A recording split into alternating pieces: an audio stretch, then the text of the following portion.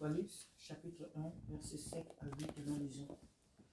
Voici, il vient avec les nuées, et tout œil le verra, même ceux qui l'ont percé, et toutes les tribus de la terre se lamenteront à cause de lui.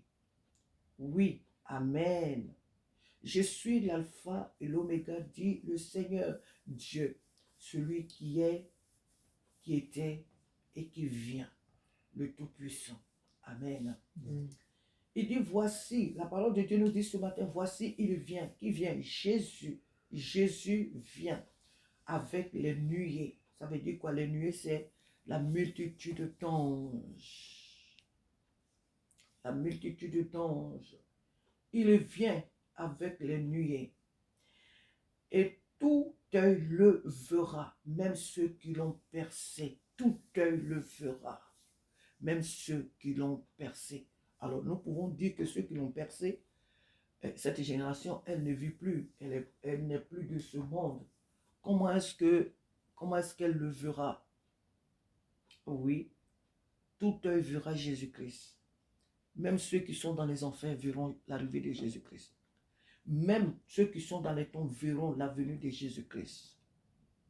Mais ceux qui l'ont percé encore ici, c'est tous ceux qui, depuis la nuit des temps, et jusqu'à encore aujourd'hui, des personnes à qui on parle de Jésus-Christ et qui blasphèment et qui ne veulent pas écouter, qui le méprisent, qui le ridiculisent.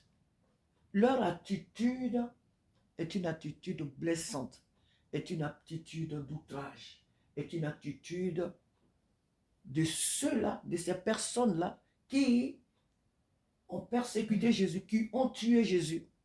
C'est le même comportement que ces personnes-là ont aujourd'hui. Chaque fois qu'une personne se détourne de Jésus, se détourne de Dieu par rapport à la mort, à l'amour qu'il a manifesté à la croix de Golgotha, son fils Jésus, cette personne-là outrage, cette personne-là perce, cette personne-là transperce encore Jésus-Christ, cette personne-là crucifie encore Jésus à la croix, cette personne-là traîne encore Jésus dans les rues de Jérusalem.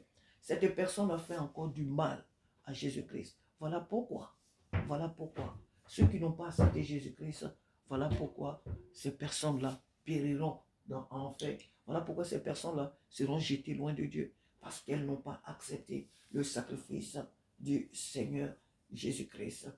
Il dit tout œil, et tout œil le verra. Tout œil, tout ce qui a des yeux, tout œil, même les animaux, tout œil, toute la création verra l'avènement du Fils béni du Dieu vivant. Il dit, et même ceux qui l'ont percé, et même ceux qui l'ont percé. Et toutes les tribus de la terre se lamenteront à cause de lui. Pourquoi est-ce qu'elles vont se lamenter? Parce que les tribus de la terre qui n'ont pas, ce n'est pas ceux qui ont cru, celles qui ont cru en lui, qui vont se lamenter. Au contraire, celles qui ont cru en lui se réjouiront de le voir venir, parce qu'elles savent que leur temps de souffrance tire à sa fin.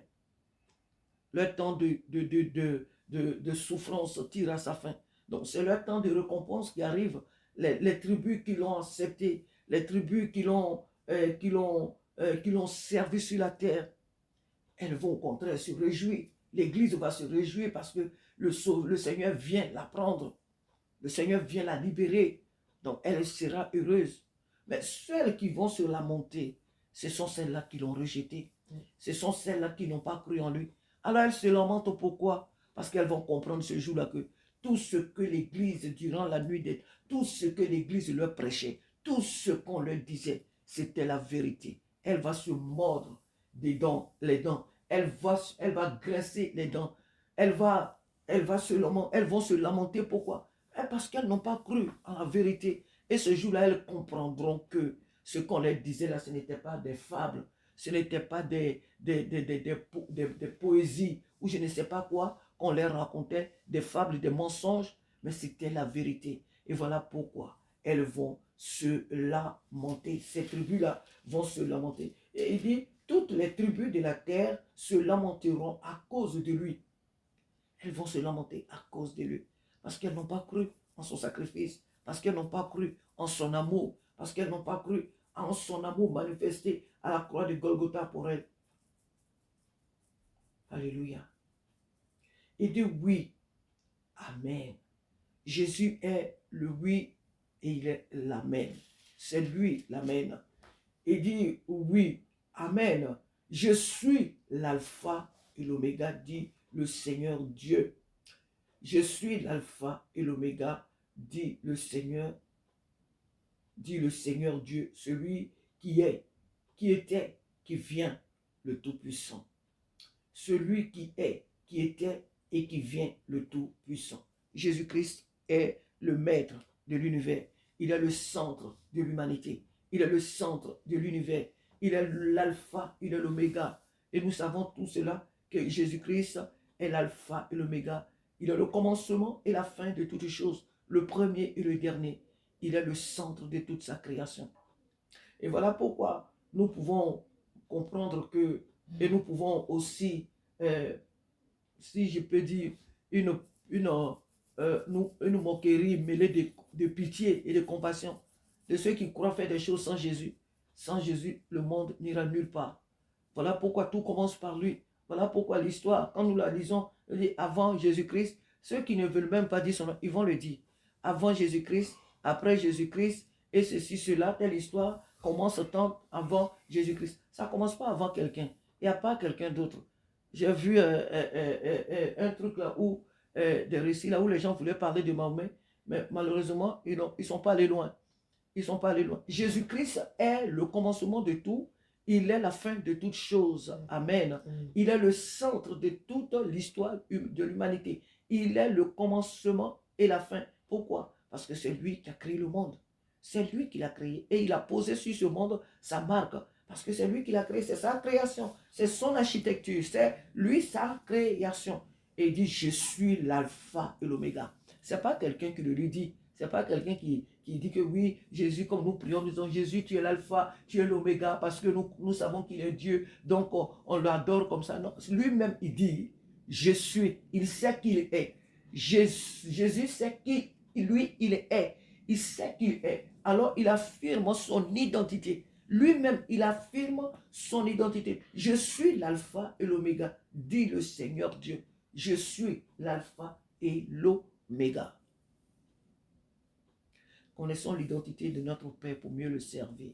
Alléluia. Amen. Connaissons l'identité de notre Dieu pour le servir avec une fierté, avec joie. Nous appartenons à un Dieu grand. Nous appartenons à un Dieu tout-puissant. Celui qui est, il était et il vient. Et il viendra, notre Dieu. Jésus-Christ vient, il est en chemin, il arrive nous chercher. Et voilà pourquoi nous devons le servir avec zèle, avec joie, avec audace, avec détermination. Voilà pourquoi chacun de nous doit vraiment avoir cette intimité réelle avec le Seigneur. L'Église ne doit pas seulement se limiter, le chrétien plutôt, oui, mais c'est l'Église.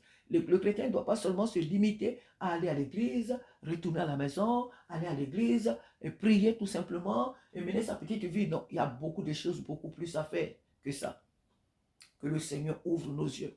Que le Saint-Esprit nous aide à voir au-delà de ce que nous voyons aujourd'hui, à comprendre plus que nous ne comprenons aujourd'hui, à affirmer aussi, nous, notre identité comme notre Père, ici, affirme lui-même son identité. Que le Saint-Esprit nous aide à savoir qui nous sommes sur cette terre, à affirmer notre identité sur cette terre.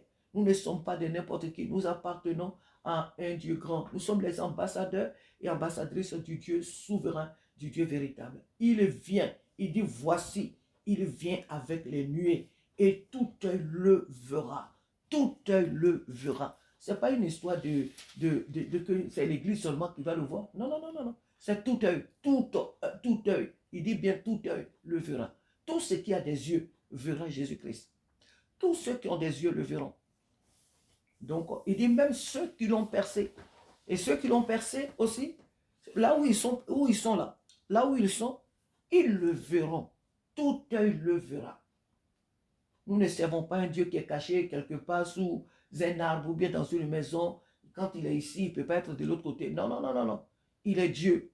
Et voilà pourquoi son avènement, tout œil le verra. Mais que les yeux de l'Église ne soient pas assombris. Alléluia. Que les yeux du peuple de Dieu ne soient pas assombris. Nous voulons voir notre roi quand il viendra. Nous voulons chaque jour pressentir son avènement.